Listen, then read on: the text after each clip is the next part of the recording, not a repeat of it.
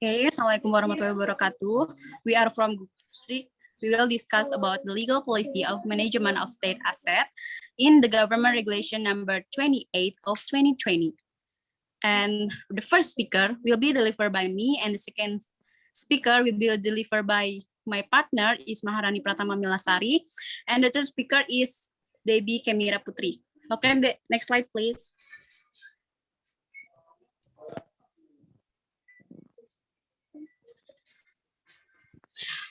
State asset is asset purchased or obtained at the cost of the state revenue and expenditure, budget, or other legal proceeds that are restricted in used to carry out the main task and function of the ministry. Where the management of state property include the needs planning and budgeting, procurement, use, utilization, security and maintenance, assessment, elimination, transfer, administration, guidance, supervision, and control, with the aim of realizing orderly administration and supporting orderly management of state property. Next slide, please. Aspect of asset inventory is divided into two. The first is there is physical and the second is juridical. The physical aspect consists of shape, area, location, volume or amount, type, address, and others. Then what is meant by the juridical aspect is the status of control, legal uses, own, the deadline of mastery, and others. The work process carried out in the first stage is data collection, codification, or labeling, grouping, and bookkeeping. Next slide, please. Okay, for the work process carries out in 5 stages. The first stage is data collection, codification or labeling, grouping, and bookkeeping. And the second stage is the legal audit, which is a scope of asset management work in the form of an inventory of asset control status, systems, and procedures for asset control or transfer, identification, and finding solution to legal problems. Also, a strategy to solve various legal problems related to ownership or transfer of assets. And the third stage is asset valuation. It is a work process to evaluate the asset control. Usually, this is done by an independent consultant.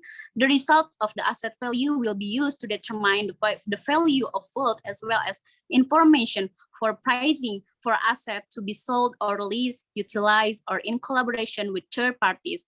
And the fourth stage is asset optimization. Is a work process in asset management that aims to optimize content in the asset. In this stage, the asset controlled by the regional government are identified and grouped into assets that have potential and do not have potential. Assets that have potential can be grouped based on the leading sectors that are the foundation of the regional economic development strategy, both in the short, medium, and long term. And the fifth stage is the development of an asset management information system as a vehicle of asset supervision and control. Through this vehicle, transparency in asset management can be guaranteed so that every handling of an asset can be monitored clearly, starting from the scope of handling to who is responsible for handling it. For the next explanation will be delivered by my partner is Maharani Pratama Milasari. For Maharani Pratama Milasari, time is yours. Thank you, Della. I will continue the presentation about the management of state property is carried with due observance of the following principle.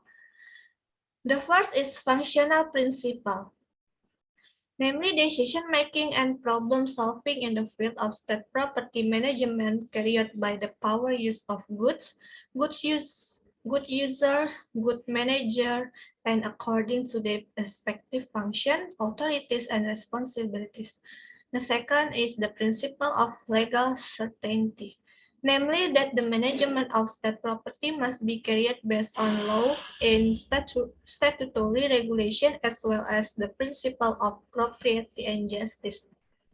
The third is the principle of transparency, Namely, the implementation of the management of state property must be transparent and open to the right and participation of the community and obtaining correct information and their participation in securing BMN. And the fourth is the principle of efficiency, namely the use of state property is directed according to the standard limit and of the needs needed in order to support the implementation of the main task and function of government optimally. The five is the principle of public accountability, namely the management of state property must be accountable to the people. And the last is the principle of value certainty. Namely, the management of state property must be supported by the accuracy of the amount and value of state-owned agency. Value certainty is one of the basic in the perpetration of government balance sheets and the transfer of state-owned agency. And the next is in accordance with Government Regulation Number 28 of 2020, Article 3, Paragraph 2 of Management of State or Regional Property. And the first is needs planning and budgeting. The concept of BMN planning is regulated in Government Regulation Number 28 of 2020, Article 9, Paragraph 1, which states that planning for state property needs is prepared by taking into account the needs for carry out the duties and function of minister or agency, as well as the availability of existing state property. The second is procurement. Procurement of state property is carried based on the principle of efficient, effective, transparent, and open, competitive, fair, and accountable. And the third is use. In accordance with Government Regulation Number 28 of 2020, Article 14, the status of use of state property is determined by the property manager. Not all BMN status must be determined according to Government Regulation Number 28 of 2020, Article 15, the determination of use. And the fourth is utilization. And then the five is security and maintenance. According to Government Regulation Number 28 of 2020, Article 42, Paragraph 1, Property Manager, property use or proxy of goods user are required to secure state or regional property that is under their control. And then evaluation in accordance with Government Regulation Number 28 of 2020, Article 49, determination of the value of state property in the context of preparing the central government balance sheet is carried by reference to Government Accounting Standard or SAP. And then is transfer. According to government regulation concerning management of state or regional property, transfer is the transfer of ownership of state or regional property. And then extermination. Destruction is the act of physically destroying and or using state or regional property. And then is deletion.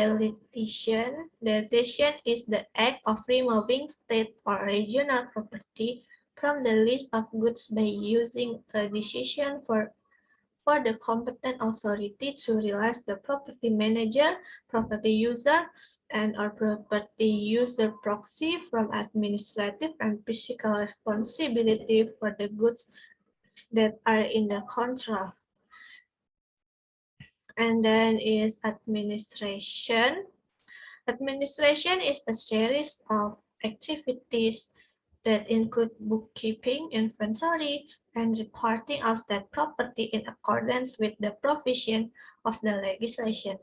And the last is development, supervision, and control. Coaching is a business or activity through the provision of guidance, training, and supervision. And the next slide is the principle of good governance. The first is principle of legal certainty, principle of orderly state administration, principle of public interest, principle of openness, principle of proportionality, principle of professionalism, and the last is principle of accountability. The next slide will be presented by Debbie. Debbie, time is yours. Okay, thank you, Maharani. The next slide is about the characteristic and principle must be adopted and developed in the practice of the good governance. First is community participation. Every citizen has the right and obligation to take part in the process of state, government, and society. This participation can be done directly or through institutions such as the regional people's representative, the council, non-governmental organization or NGO, and so on. And so participation given can be in the form of idea, fund, energy, or other form that are used. And next is the rule of law. The rule of law is enforced, and the rule and good government is implemented the content of democracy, the life of the nation of state. Third is transparency. Transparency relating to the good governance is transparency or openness to something that is clear and tangible. This openness refers to transparency in activities involving the public interest, starting from the decision-making process, the use of public fund, and up to the evaluation stage. And fourth is about the responsiveness or willingness to help and provide fast and accurate service to customer by revealing clear information and knowing the level of community satisfaction with the service provided by the public sector. And five is consensus orientation. Consensus orientation in good governance is a principle which states that good governance will act in decision making and problem solving and implement agreement through the deliberation and consensus to be decided together. Six is about justice.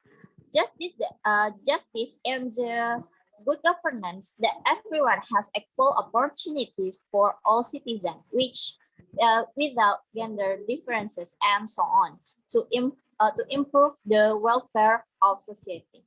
Seven is effectiveness and efficiencies. Effectiveness and efficiencies. The administration of the state must produce in accordance with what is desired.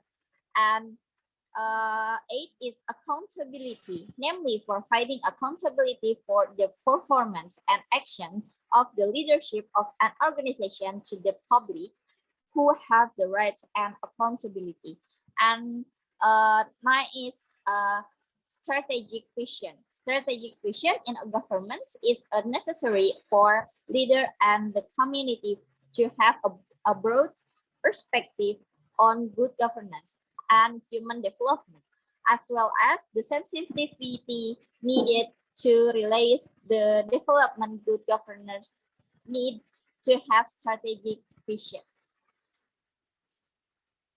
Next.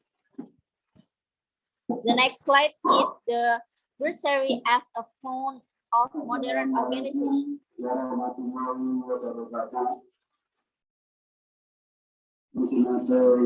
Modern organization means browser in has received a lot of services.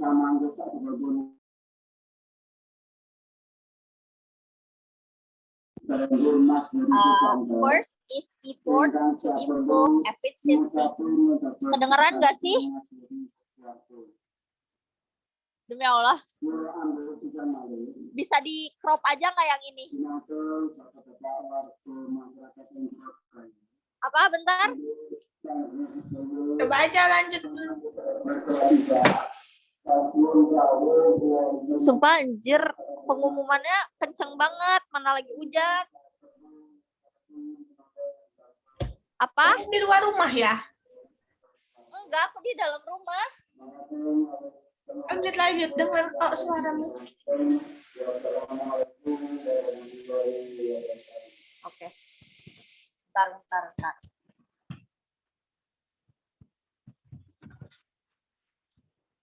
Gini gelap gak, Ran? Gelap gak? Hah? Apa? Ini gelap gak? Gak ada kameramu. Ini gelap gak? Gelap. Nggak nampak mukanya. Ini aku buka jendela baru ada.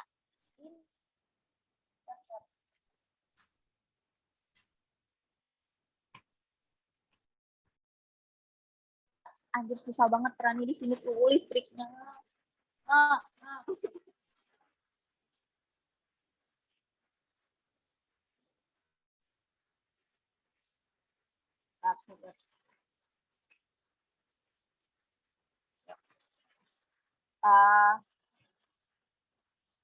The next slide is bursary as a form of modern organization with bursars working. In it has received a lot of citizens. First is effort to improve efficiency continuously. Second is continuous increase in the use of advanced technology. Third is improve employee discipline to increase productivity. Fourth is clear implementation of professional management rules. This first stream is based on the theory of F.W. Taylor based on the adoption of industrial production engineer technique into the public sector. The second stream of the new public management is based on the market-based coordination. Thinking is the characteristic, namely, first is continuous improvement of equality. Second is emphasis on developing and delegating. Third is dedicated in information system and emphasis on contract and markets. Fourth is performance and increased emphasis on audit and infection according to Street and Waste 1994. The main themes for the public management. Okay, I think that's all for from our groups. Thank you for the attention. Assalamualaikum warahmatullahi wabarakatuh. Rani? Ran? Halo?